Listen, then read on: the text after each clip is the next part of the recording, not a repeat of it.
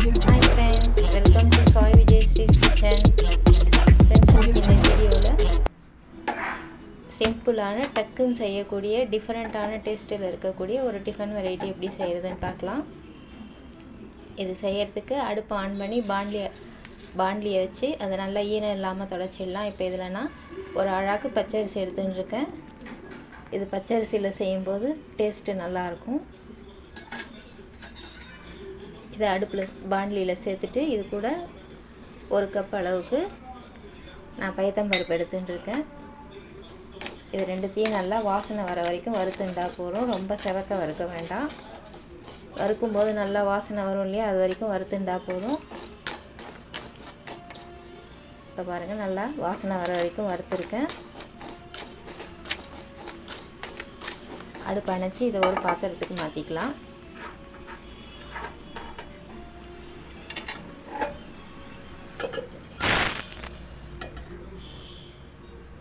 இதை நல்லா அலம்பிட்டு வந்துடலாம், அரிசியும் பருப்பையும்.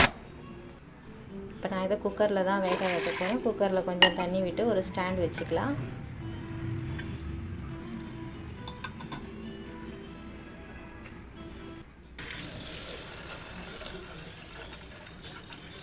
நல்லா 2 தடவை அலம்பிட்டு வந்துடலாம் அரிசியும் பருப்பையும். இப்போ இதை தாளிப்பு கொடுத்து இதில் சேர்க்கணும். அதுக்கு நான் அடுப்பில் பாண்ட்லி வச்சுருக்கேன். அது மாதிரி இது நல்லெண்ணெயில் செஞ்சால் டேஸ்ட்டு நல்லாயிருக்கும். அதனால் ஒரு 2 ஸ்பூன் நல்லெண்ணெய் விட்டுருக்கேன். எண்ணெய் நல்லா காஞ்சதுக்கப்புறம் கொஞ்சம் கடுகு பொரிஞ்சதுக்கப்புறம் உளுத்தம்பருப்பு, கடலைப்பருப்பு, உளுத்தம்பருப்பும் கடலைப்பருப்பும் நல்லா செவந்ததுக்கப்புறம் காரத்துக்கு ஏற்ற மாதிரி வத்த மிளகா, 2 கட்டி பெருங்காயம்,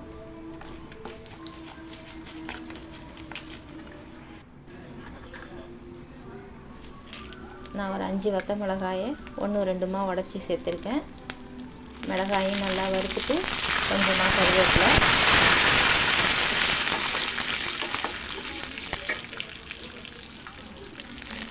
அரிசிக்கும் பருப்புக்கும் சேர்த்து 1:2 அளவில் தண்ணி.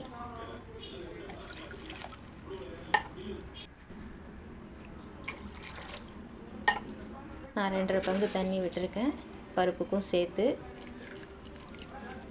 இந்த டிஷ்ஷுக்கு தேவையான கல் உப்பு இதெல்லாம் சேர்த்து நல்லா கலந்துட்டு தண்ணியை நல்லா கொதிக்க விடலாம்.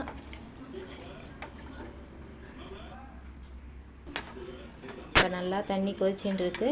இந்த கொதிக்கிற தண்ணி எடுத்து நம்ம அரிசியும் பருப்பும் களைஞ்சி வச்சுருக்கோம் இல்லையா, அதில் சேர்த்துக்கலாம்.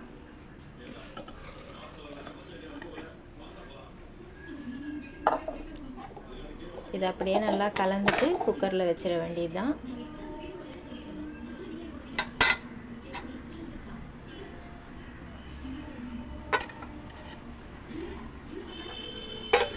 மூடி போட்டு மூடி நம்ம குக்கருக்கு எப்படி விசில் வேணுமோ அந்த மாதிரி 4 விசிலோ 5 விசிலோ விட்டு எடுத்துக்கலாம்.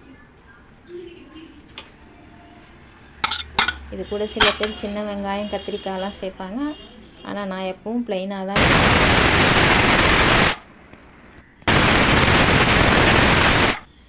நல்லா விசில் வந்து அடங்கியிருக்கு பாருங்கள். ஓப்பன் பண்ணால் விசில் இப்படி தான் இருக்கும்.